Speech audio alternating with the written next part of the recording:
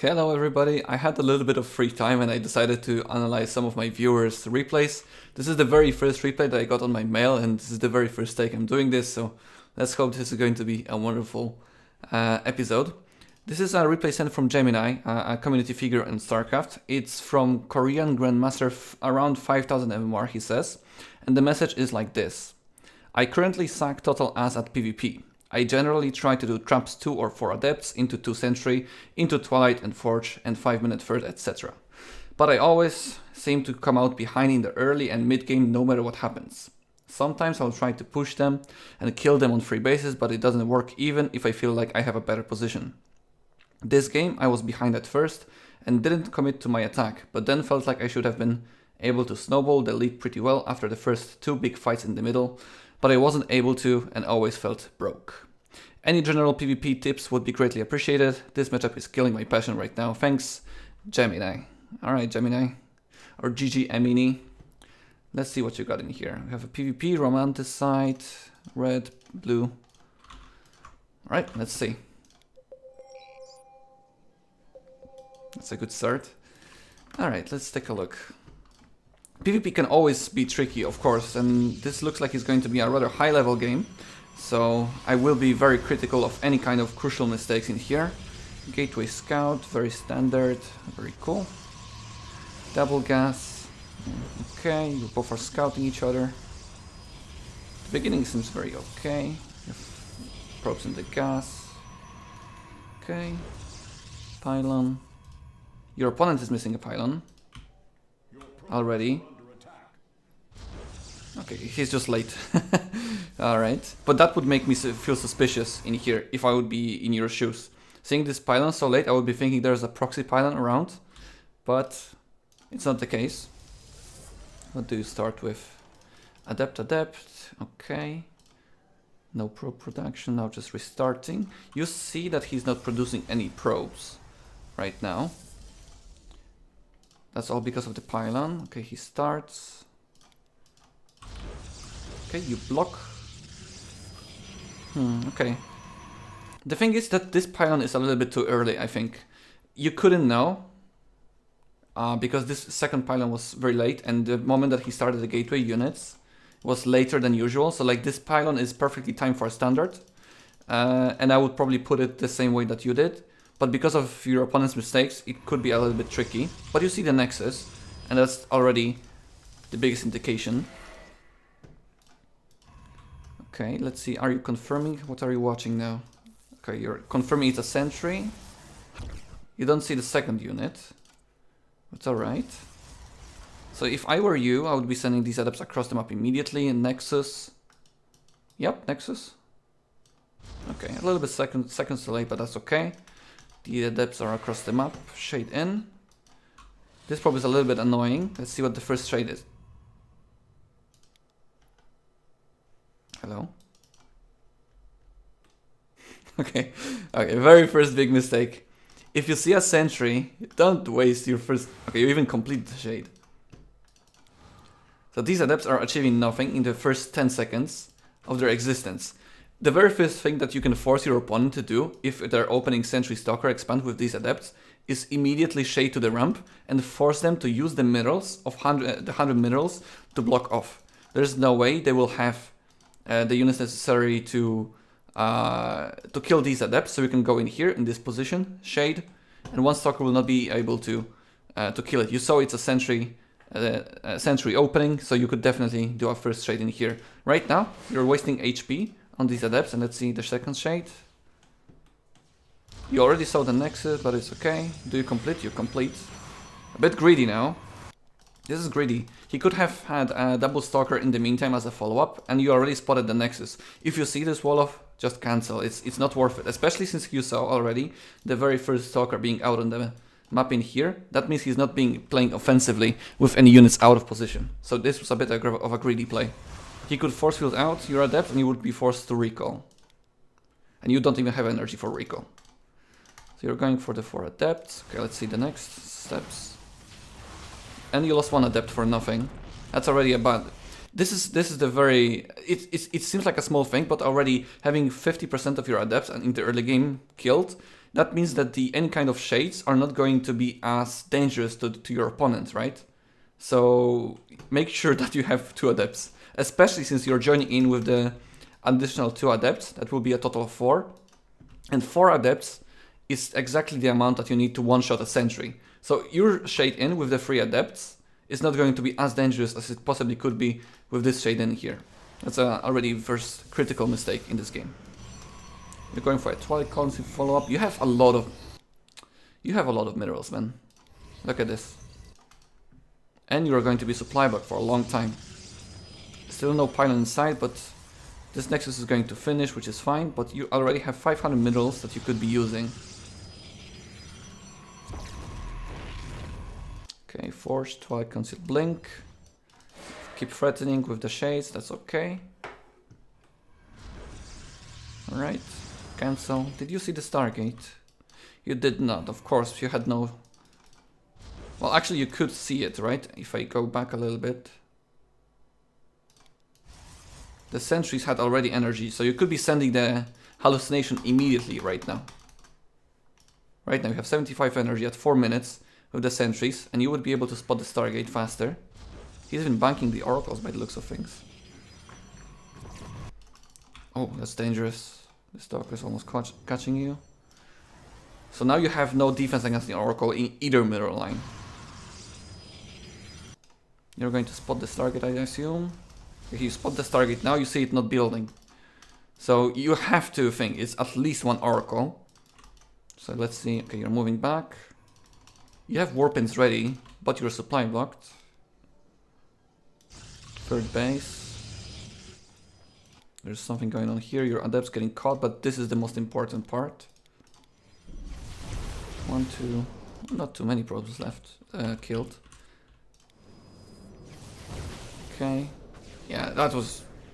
For how bad it should be, it's not that bad. But you could have prevented this damage already by scattering with the sentry immediately as it had 75 energy. So you wasted a lot of seconds and a lot of potential with this. Okay, you're kind of boosting Blink. You have good probe count. 38 to 44, but he has 44 probes with 2 oracles still alive, which is a big threat. Okay. Going for a robo follow-up, very standard stuff, but you are already behind in the worker part, right? Because of these oracles. He also has 2 gases, so his economy is much better. He has very good map control. And your adepts didn't really achieve much. He lost 1 unit, you lost 7. I assume that's 4 adepts and the 3 probes. You're adding additional gateways. +1 finishes. +2 should be kicked in immediately, you have money for it. Keep track of your upgrades. The oracles swoop in. Let's see your defense. You have 2 stalkers here, 2 stalkers here. Okay, the stalkers should be here immediately when you have 2 oracles flying around, but you're slightly out of position. That costs you additional 3 probes, and now you're 10 probes behind, and that's a huge deficit. You queue up charge immediately, which is nice. Very standard PvP from your side. Let's see what the opponent is doing. Did you even scout with the sentries? Okay, you are sending additional hallucinations. What did you see? Forge, Twilight. What are you looking at, Gemini? Okay, so you actually were not paying attention to the hallucination even. But you see the gas being taken right now. And you see an animodel. That means this is going to be a much more tech-heavy composition from your opponent. Take a look at your economy. You're only on 1 gas and natural, and you have no gases in the 3rd. You're already severely behind in this game. And it's very hard to do any kind of timing attack that will work for you. At this moment, I would probably queue up a 4th base, just to try to come back economically, because my opponent will be investing into the defense with the shield batteries and a higher tech. So if he has higher tech, try to at least have the numbers, right? So a 4th base would be nice. Again, a big supply block, +2. Charges late for your opponent. You don't leave any defense here, and there are still 2 oracles. 1, 2, 3, 4, 5, 6, 7, 8, 9, 10. 10 probes again were killed because you were not ready. You had 2 stalkers in the natural, and you know the oracles around. Don't move out with, like, you have 2 stalkers in the main as well. But the third base, like these stalkers could be here, you know? Because if he has to go to the main, he has to go through this route. If he goes to the third base, well, the stalkers can blink down, right? You already have blink. 2 stalkers is not enough to deal with 2 oracles. Even though this one is on low HP, a shield battery would have been useful in here, and sniping these oracle obviously would help. So again, a lot of damage is being done to you because you are not prepared for the harassment, which you already scouted numerous times and you didn't deal with it perfectly. Ah, that oracle. That oracle was close to being dead. I don't like this timing whatsoever. It's going to be kind of a +2 timing, I suppose, what you wanted to do. If you do this kind of timing and you are not mining gas from your gazer, so you're going for the mass K2 unit style, again, take a 4th base in the meantime. Because if with this move out, the most defensive position your opponent is going to be is in the 3rd base, right? This is the most defensive position. That means you are very likely to cancel a 4th base. If you cancel a 4th base and you have 4th base of your own, you can kind of come back to the game, right? Let's see what your timing is going to do. Yeah, I would not do anything here. Let's see, you commit. Okay, go back. Smart move, smart move. Okay, Warp Prism, good, good, good, good. You have 2 stalkers in the 3rd base, so you learned a bit. Templar Archives right now, but you're not mining gas as well. And again, no 4th base in the meantime. Okay, good multi-prong. He scouts your Prism. You take a round to check for his 3rd. Oh, don't die, don't die. Okay, good. Okay, so you're checking for the 4th here, you're not overcommitting, which is a good sign. You see that you're not going to be destroying your opponent right now, so you're transitioning into Disruptors. Smart move as well. But you will always be behind in this situation. Because, well, economically you really were in a horrible position. But hey, Disruptors are definitely a unit that I would go for as well. The Oracles were somewhat defended, you're starting the 4th base at around the same time. If I was your opponent, I would just go for it, take a Prism, warp in 10 Zealots and go for it, take care of your 4th base. I was mining a lot of gas, that means I will have more Archons, right? You already has 3 Archons, you have nothing. That would be my... Oh my god! That would be my thought process. But okay, Disruptors is this. Let's see what you're going to be doing with them. The Oracle still sits down. You're kind of both playing defensively, scared. But your opponent is actually going for Colossus and Phoenixes. Oh. Yeah, I mean, this is a very good choice from his side. He already has a higher tech army with 3 Archons and 3 Immortals. Meanwhile, you are stuck with, well, pretty much Gateway army and a couple of Disruptors and 1 Immortal. And adding the Colossi and the Phoenixes is not going to be easy for you to deal with. You would have to have the Archons on your own to tank the damage. I like this idea from the red Protoss. Alright. You are a little bit oversaturated in the main base. You could have already picked at least 6 probes in here. There will be... you're losing a lot of mining time in here. Try to have a pylon in here as well, a spotter pylon. That would be nice. Okay, good spotting with the Zealots. I like this. Good spotter Zealots. You're seeing your the army movement of your opponent. You came back economically. Your opponent is playing very, very scared. I like this. Yeah, you came back economically very nicely. Let's see. I think it's going to come down a lot to the micro right now. You're both going to the Dark Shrine, which is nice. You are kind of going in blindly, right? You don't have an observer, I don't think, yeah. And your opponent sees every move you do. But you have a Disruptor count, and he has nothing. So this should be a couple of good trades for you. Let's see how this is going to go. 1 Disruptor. Okay, focus on the Phoenix with the Stalkers, very nice. 2nd Disruptor goes down. 1 more Disruptor. Okay, these Disruptors are going way too forward. Okay, 1 more. Alright, go back, yeah? You're going back. Good Disruptor shots. Focus down the Oracle in the meantime. Oracle! Okay. Okay, this could have gone better, but it was still good enough. Especially with the low number of Phoenixes, it was nice for you to snipe the Phoenixes once they were trying to pick up the Disruptor, so that was nice. Okay, go back. Okay, the Disruptor should have cooldown. Oh, that blink forward was ambitious, don't do that. Especially not in a narrow choke like that, not against Immortals. No, don't do that. I'm sure you know about that already now for the game. Okay, that was a good fight. Take a 5th base in the meantime, as you already have a probe here. Natural is mining out. Main is almost mined out as well. 3rd will be having low resources very soon, so this 5th base is at a relatively good timing. You keep upgrading, which is very important. I like your probe count as well. I like your position more right now. His army is not that strong against disruptors. He has 4 colossi and so on, and 3 phoenixes, but already the disruptor count is going to be should be enough. He doesn't really have an army that is going to, you know, snipe the disruptors easily with good micro. Okay, you snipe phoenixes, cool. More disruptor shots. All right, he has a lot of money though. That's a problem.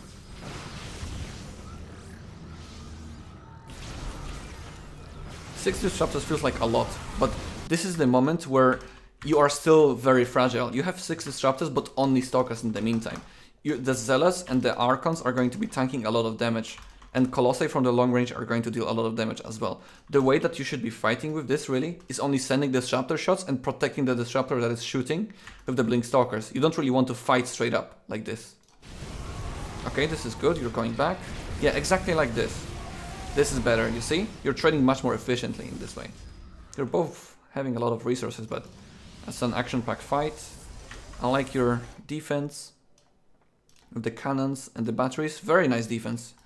You seem to have the theory figured out. And you keep trading with the disruptors, which is okay. I wouldn't mind having a second batch of army, like a couple of DTs in here with Zealots trying to swoop into the 3rd base, or at least having a DT or a Zealot trying to deny his 5th. Okay. Yeah, attacking the stock. Oh no, those disruptors went way too forward. No. That was just a micro mistake in here. You had the army to deal with this. Look at this. Look at your disruptors. This is the fight that we were watching. This was good. And again, very similar situation.